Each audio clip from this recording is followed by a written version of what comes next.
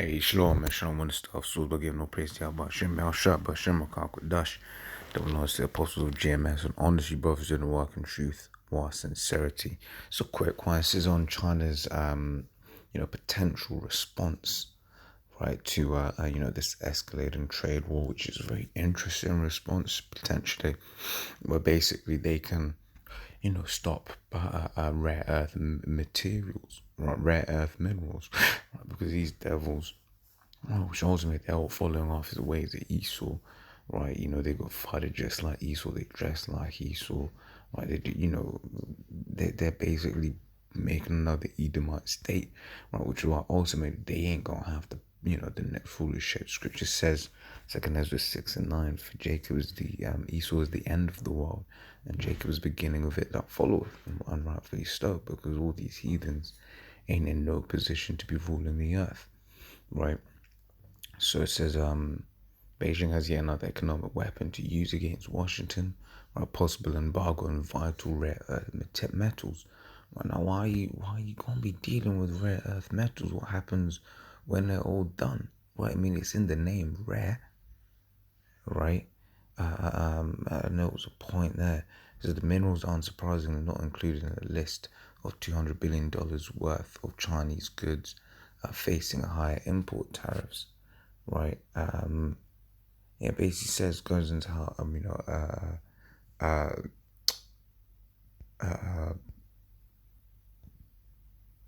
it's like I just blanked out. Let me just carry on reading. So it says the strategic importance of rare earth metals, which are mostly metals elements, which are mostly metals, or the group is often referred to as rare earth metals. It's hard to overestimate. We use them every day without knowing it. From your smartphone to a laptop to a hybrid or electric vehicles, rare earth minerals are also used in modern weapons, for example, in missile guidance systems and fighter jets. Right. So imagine, these Chinese, they say, nah, hey, we, complete embargo, right? And then what happens? Then America's pissed, right? You rub them up the wrong way, right? That means what? Boeing can't get, they can't build their new age weapons or whatever, what have you, right? Which, like I said, once again, all of that is madness, right? All of these things that these guys are fighting from madness, but we know, according to prophecies, that this ain't it, right? In fact, let me just grab something real quick, right? It's Isaiah 24:5, right? It says the earth also is defiled under the inhabitants thereof, right? Because he likes these groups aren't destroying the earth, right? Digging down, picking rare earth metals, which are, I don't assume they're easy to obtain, right? It's in the name, rare earth metals, right? These guys going around just plucking things out of the ground that are, are rare. And then in like, 20 years time, obviously Lord Wu won't be here anymore. But in a period of time in the future, right, everyone's just going to be like, oh, only if we had this metal still. Right, but why? It'll be all in these stupid phones, those stupid missiles, right? Right, these stupid laptops, right? It's because they have transgressed the laws, changed the ordinance, broken the everlasting covenant, right? This is the earth also defiled on the inhabitants. So yeah, they don't listen to anything the Lord said to do with the earth. Why did you do what they want to do? Well, it says Matthew 24:6, and you shall hear of wars and rumors of wars. See that ye be not troubled, right? And we're not troubled because, like I said, it's not, the power of Yahweh Hashem Shai, who gave the understanding of these scriptures, to the apostles and their teachers, right, who've in turn given it to us. We know that this war ain't gonna be between America and China. We know, the main players, as Apostle Tahar put it, right, the main stars of World War III, America and Russia, right? We know, Israel's going to be involved. Jeremiah 49:20, the least of the flock shall draw them out, right? And Amalek is the least of that flock, right? The chief house of Esau, those so-called Jews, and Gadarenes, right? They're going to do something, right? And then America's going to have to back them, right? It says, see that you be not troubled, for all these things must come to pass, but the end is not yet, right? For nation shall rise against nation, and kingdom against kingdom, and there shall be famines and pestilences and earthquakes in diverse places, right? So you have you have these skirmishes, you have these trade wars, right? And as we know, this is all gearing up towards the end of the world, right? But this ain't it, right? Because all these are the beginning of sorrows, right? Because ultimately the plague is really gonna be the thing of interest that's coming right near the end, man, right?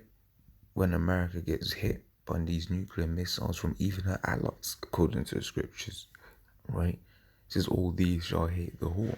You read Jeremiah, it says that all ye that bend the bow, so all ye with nuclear missiles, shoot at her, right?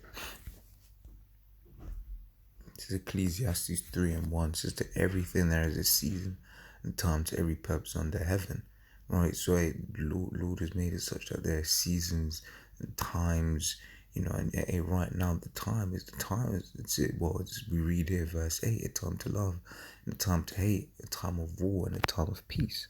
Right now we're definitely in a time of war, right? Don't let anyone lie to you. That's the time we're in.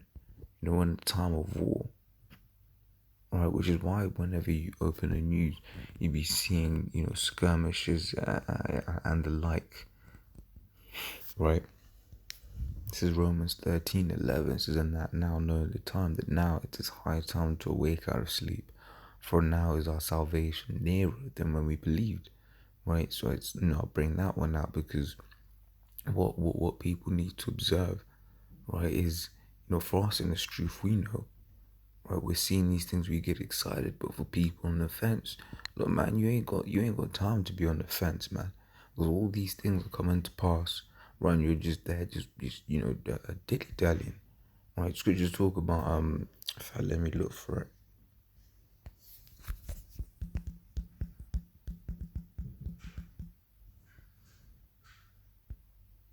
This is Sirach 5:7. Make no tarrying to turn to the Lord, and put not off from day to day. Right? So don't be, you ain't allowed to be, just making the Lord wait. Right? You ain't allowed to be doing that. At these times, let's say you're linking up with a chick, right? And then she's 40 minutes late. You'll be like, nah, man, fuck this bitch. You dip. Right now, we're the most times woman. So if we keep the Lord waiting, you just gonna be like, look, man, I don't want to deal with you, man. Go away. Right? It says, for suddenly shall the wrath of the Lord come forth, and in thy securities thou shalt be destroyed, and perish in the day of vengeance. Right? So I'll finish that with Revelation 13:11, right? It says, and that knowing the time, that now it is high time to awake out of sleep, right? So come out of that sleep state, right? Start doing the work, start studying, right? For now is our salvation nearer than when we believed, right? So I said, we know that this Russia-China, this America-China thing ain't it, but we know that it's part of it, right? Because there are prophecies still to be fulfilled, like the chip. Right, this is Revelation 2:25. Right, but that which ye have already hold fast till I come. And what do we have of these scriptures? Is truth. Right, it says, and he that overcometh and keepeth my works until the end, to him will I give power over the nations. Right, now I'll bring this one up because this, for us, we should be looking at, things like this trade war and thinking, damn, this thing is close. Right, our salvation is close. And to basically not to lose the faith, but to maintain the faith and continue in it, right? In the hope, right, that we can be saved, right? Because this thing is real close, man. I'll be ashamed to fall out now, right? So yeah, Lord's will, that was edifying, and as always, Lord's will was edifying. To the next time I say, Shalom.